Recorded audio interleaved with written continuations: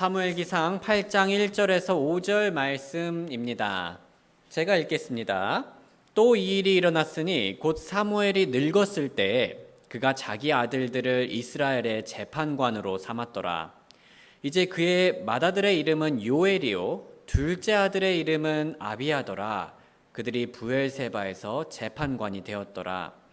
그의 아들들이 자기 아버지의 길로 걷지 아니하고 이득을 따라 옆으로 돌이켜 뇌물을 취하고 재판을 굽게 하였더라. 이에 이스라엘의 모든 장로들이 함께 모여 라마에 있는 사무엘에게 가서 그에게 이르되 보소서, 당신은 늙고 당신의 아들들은 당신의 길들로 걷지 아니하니 이제 모든 민족들과 같이 우리에게 왕을 세워 우리를 재판하게 하소서 하더라. 오늘 말씀 주제는 하나님을 선택합시다입니다. 하나님을 선택합시다. 형제자매님들, 혹시 20대 때부터, 지금 다 20대부터 위로 계신 줄로 알고 있는데요, 혹시 20대 때부터 인생을 위해 결심한 것들이 있으신가요?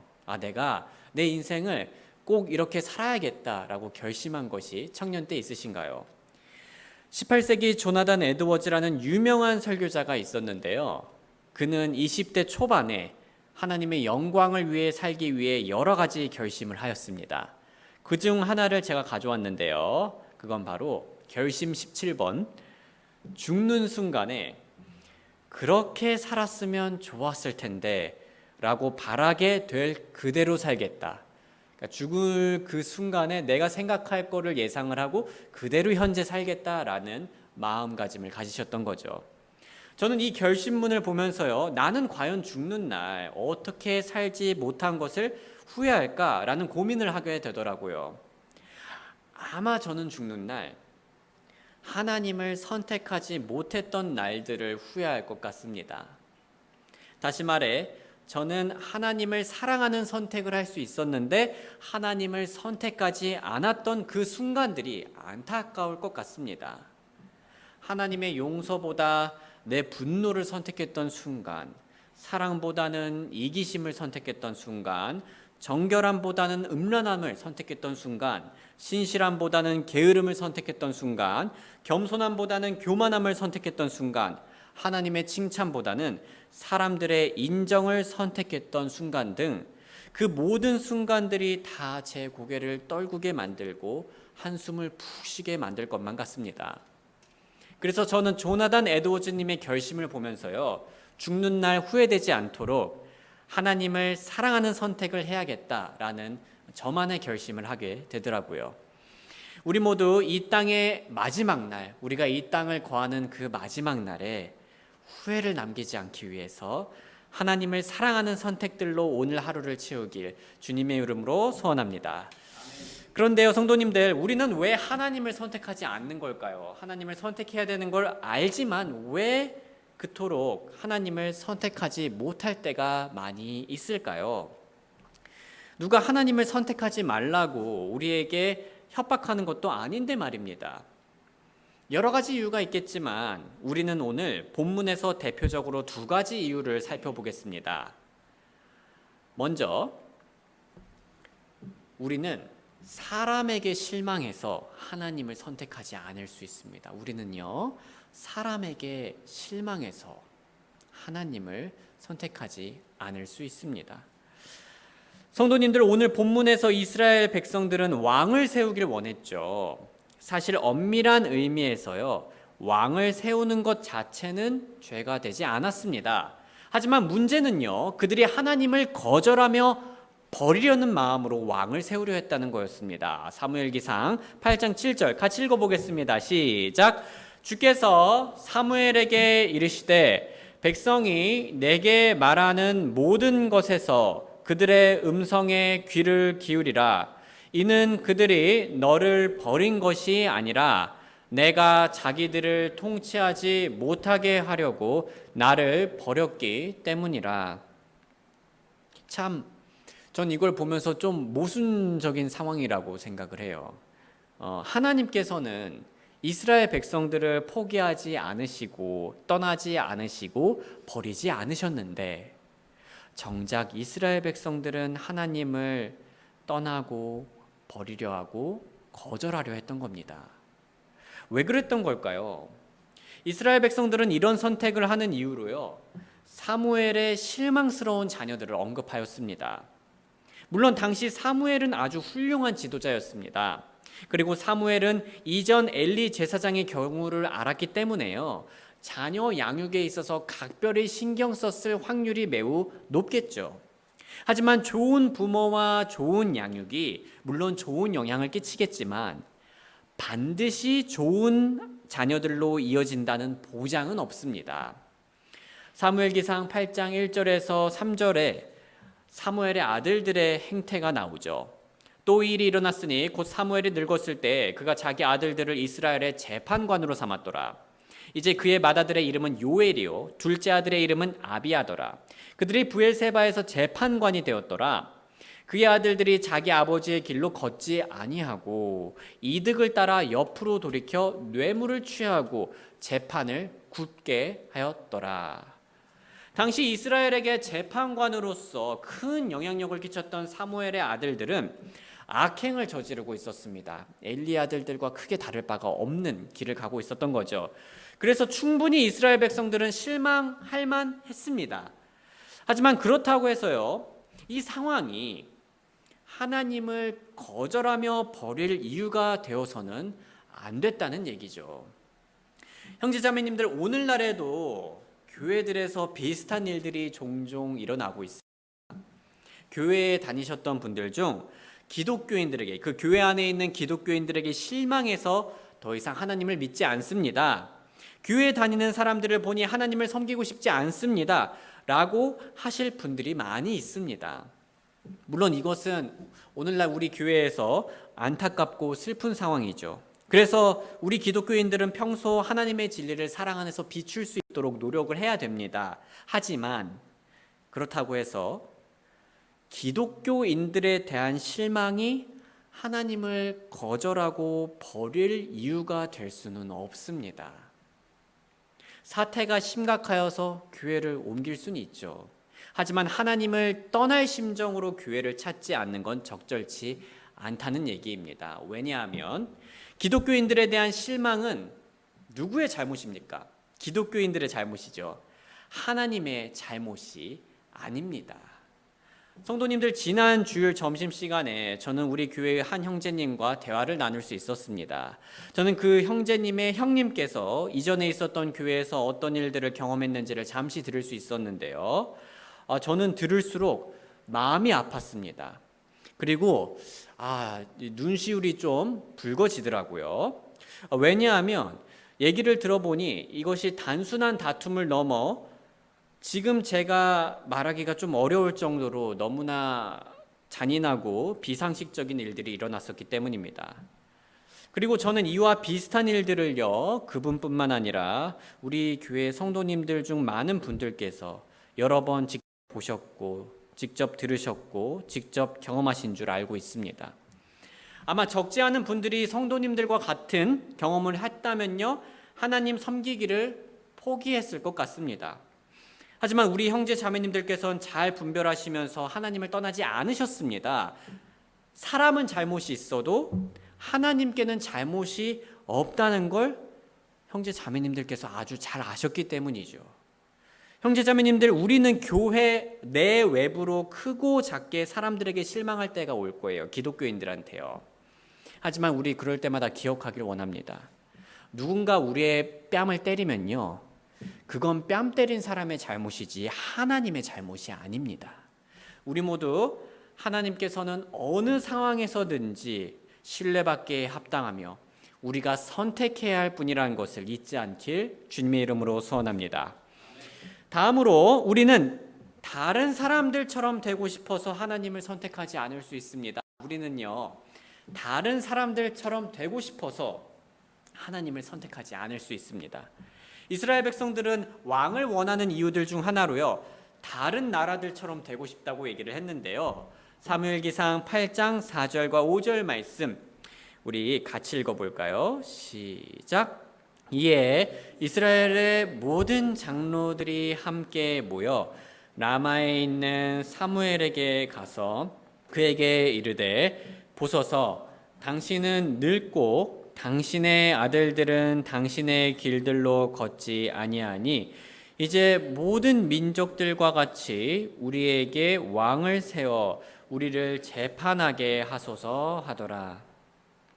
이제 모든 민족들과 같이 우리에게 왕을 세워라고 나와 있죠. 이스라엘의 장로들의 논리는 그럴듯해 보였습니다. 하지만 좀 이상한 부분도 있지 않습니까? 그들은요, 자신들을 재판할 왕을 세워달라 했습니다. 하지만 그들에게는 이미 재판을 할 재판관들이 있었습니다. 재판관들이 악하다고 하면은 그저 그 재판관들을 처벌하고 하나님께 기도하며 새로운 재판관들을 세우면 됐던 겁니다. 하지만 그들은요, 또 다른 재판관이 아니라 지금 왕을 세워달라고 하고 있죠. 이들은 왜 이런 요구를 한 걸까요? 마음을 보시는 하나님께서는 정확히 그 이유를 파악하고 계셨는데요. 사무엘기상 8장 7절과 8절입니다. 주께서 사무엘에게 이르시되 백성이 내게 말하는 모든 것에서 그들의 음성에 귀를 기울이라. 이는 그들이 너를 버린 것이 아니라 내가 자기들을 통치하지 못하게 하려고 나를 버렸기 때문이라. 내가 그들을 이집트에서 데리고 나온 날부터 이날까지 그들이 행한 모든 행위에 따라 그들이 그런 일들로 나를 저버리고 다른 신들을 섬긴 것 같이 그들이 내게도 그리하는 도다.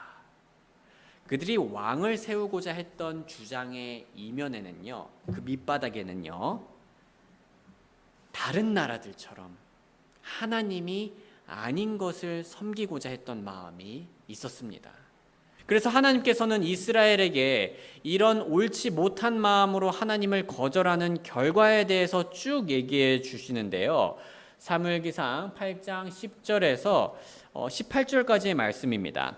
이에 사무엘이 자기에게 왕을 요구한 백성에게 주의 모든 말씀을 고하였더라. 그가 이르되 너희를 다스릴 왕에 관한 규범이 이러하니라. 그가 너희 아들들을 취하여 그들을 자기와 자기 병거들을 위해 지정하고 또 자기 기병들로 지정할 것이요 또 몇몇은 그의 병거들 앞에서 달릴 것이니라.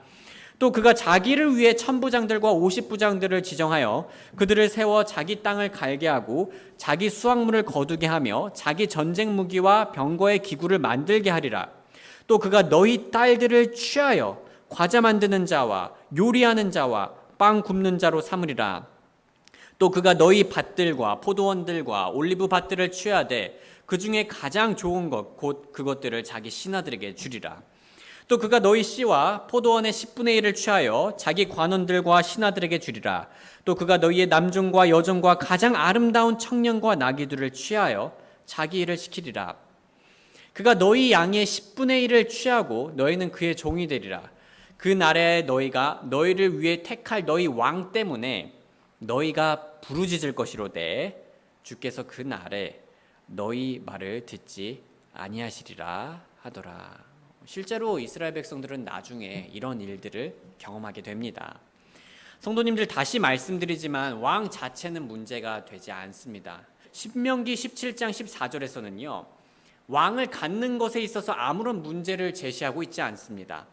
하지만 오늘 본문에서 우리가 자세히 살펴보아야 할 것은요, 그들은요, 하나님께서 기뻐하시는 왕이라든가 하나님이 원하시는 왕, 하나님이 세우는 왕을 찾은 것이 아니었습니다. 그들은 어떤 왕을 찾는다고 했죠? 다른 나라들과 같은 왕을 찾았습니다. 다른 나라들과 같은 왕. 하나님의 말씀에 따른 왕이 아니라 다른 나라들처럼 다른 나라들과 같은 왕을 원했던 겁니다. 하나님을 거절하면서 말이죠. 그리고 그렇게 이스라엘 백성이 하나님을 버리고 왕을 선택한 결과는 방금 보았던 것처럼 훨씬 더 많은 의무와 짐과 고난과 착취였습니다. 하나님의 뜻밖에서 세워진 왕은 그들의 소중한 것들을, 심지어 자녀들까지 가져가고 빼앗고 착취할 거란 얘기였습니다. 그런데요, 성도님들, 이제 우리의 삶을 한번 돌아보죠. 우리도 비슷한 원리가 적용이 될 수 있습니다. 우리 주위에는요, 그 자체로 나쁘지 않고 좋은 것들이 많이 있습니다. 우리 직장, 물질, 친구, 공부, 교회, 가족 등등 말입니다. 하나님의 뜻 안에서 그것들을 사용하고 또 사람들과 관계를 맺으면 아무 문제가 없죠. 그러면 복입니다. 하지만 만약 이스라엘 백성들처럼 하나님의 뜻 밖에서 그것들을 사용하려 하고요, 하나님의 뜻 밖에서 사람들과 관계를 맺으려고 하면 어떻게 될까요? 다시 말해 하나님을 거절하는 마음을 가지고요, 오직 그냥 다른 사람들처럼 되고 싶어서 그것들을 사용하고 사람들과 관계를 맺으면 어떻게 될까요? 그 좋은 것들이 우리를 결국 갉아먹을 겁니다. 우리를 착취할 거고요, 우리를 그들의 노예로 만들 겁니다. 심리적으로 말이죠. 소중한 형제 자매님들, 하나님을 거절하는 게 당장은 우리에게 좋아 보이고 달콤할 수 있습니다. 하지만 그건 마치 독버섯과, 겉만 아주 화려한 독버섯과 같은 거죠. 그 독버섯은 처음에 우리의 기분을 좋게 하는 환각을 보여주겠지만은 결국 우리를 숨막히게 하여 쓰러지게 만들 겁니다. 그러니 우리는 속지 말아야 합니다. 하나님을 거절하는 게 결코 좋은 게 아닙니다. 하나님을 선택하는 게 우리에게 가장 큰 행복입니다. 태양빛은 밝지만요, 그 빛을 뿜어내는 태양은 더 밝죠. 이처럼 세상에 좋은 것들을 내려주시는 하나님께서는요, 훨씬 더 좋으신 분이십니다. 그 분이 바로 우리가 매일의 삶에서 선택하고 누려야 할 분이라는 얘기죠.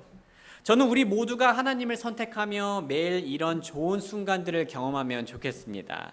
내 분노보다 하나님의 용서를 선택하는 순간, 이기심보다 하나님의 사랑을 선택하는 순간, 음란함보다 정결함을 선택하는 순간, 게으름보다 신실함을 선택하는 순간, 교만함보다 겸손함을 선택하는 순간, 사람의 인정보다 하나님의 칭찬을 선택하는 순간, 이 세상 무엇보다 하나님을 보물로 여기는 그러한 순간, 그 모든 순간들이 우리의 마지막 때에 우리의 고개를 들게 하고 하나님을 찬양하게 만들 겁니다.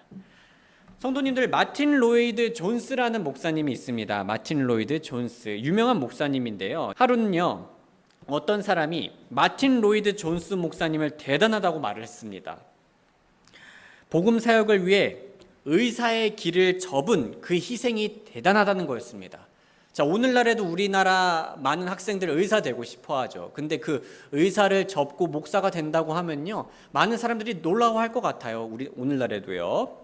그런데요, 마틴 로이드 존스 목사님은요, 이런 찬사를 들은 뒤에요, 의사의 길을 접고 목사의 길을 선택한 그 희생이 대단하세요 라는 그 찬사를 들은 뒤에 이렇게 대답을 해주셨는데요.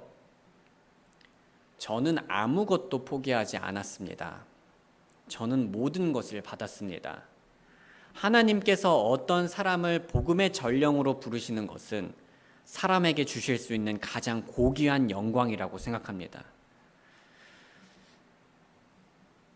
마틴 로이드 존스 목사님은 하나님을 선택한 것이 포기한 것이 아니라고 믿었고요, 생각을 했습니다. 오히려 모든 것을 얻었다고 생각을 했죠.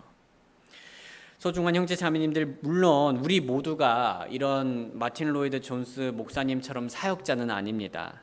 하지만 우리 모두는 하나님을 사랑하는 그리스도인들이죠.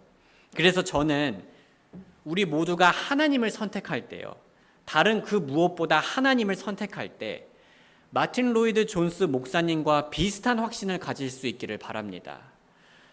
그래서 우리가 이런 고백을 할 수 있으면 참 좋을 것 같아요. 우리는 아무것도 포기하지 않았습니다. 우리는 모든 것을 받았습니다. 우리 삶에서 하나님을 선택하고 드러낼 수 있다는 것은 우리가 누릴 수 있는 가장 고귀한 영광입니다. 이와 같은 고백이 우리가 선택하던 모든 마음과 생각과 행위 흘러넘치길 주님의 이름으로 소원합니다.